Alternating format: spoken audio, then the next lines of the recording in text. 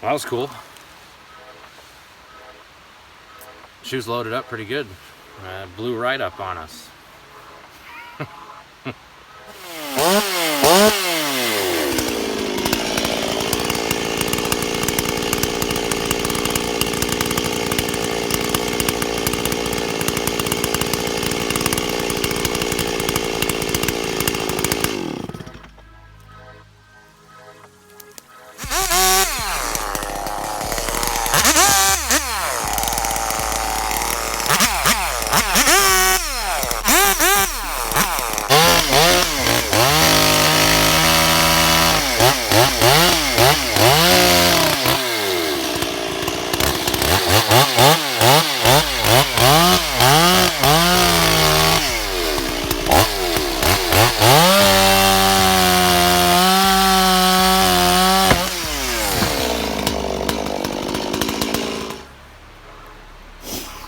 Wow.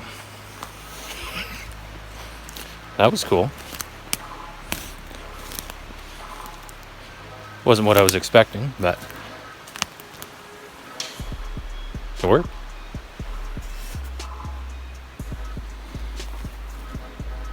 And she wanted to stand back up, I think. Just a bit. That's all right.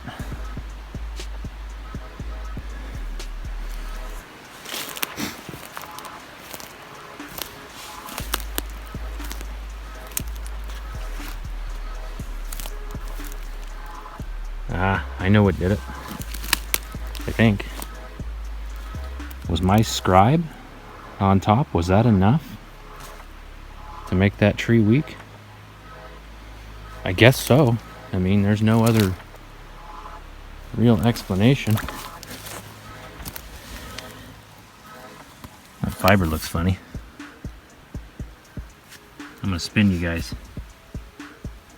We're not very far in. So, unless that little undercut was enough to get that tree to sag and sit down on itself enough to break those top fibers that were under tension, I don't know, but we stretched it out. A lot of it's in the air, so it's going to be ideal for that new, that fresh chain that's on there. Yeah, let's get to it.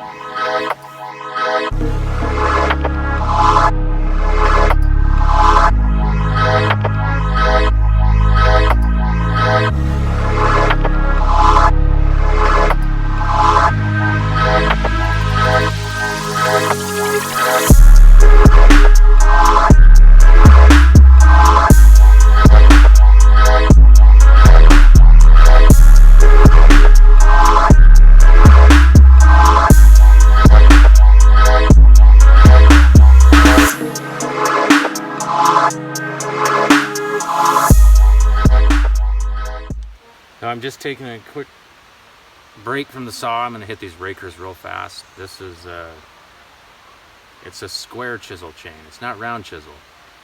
I guess I wasn't paying attention when I was in the saw shop picking up two chains and walked out the door with square instead of round. It happens. But I figured, since I've been seeing some videos online talking about square filing chisel chain rather than grinding chisel chain, that I'd give it a shot and see what people were talking about and actually experience some of it myself rather than just listening to what they have to say about it. But one of the things that I have heard is that you have to watch your raker heights, right? You don't want them too hungry or it can really ruin your production.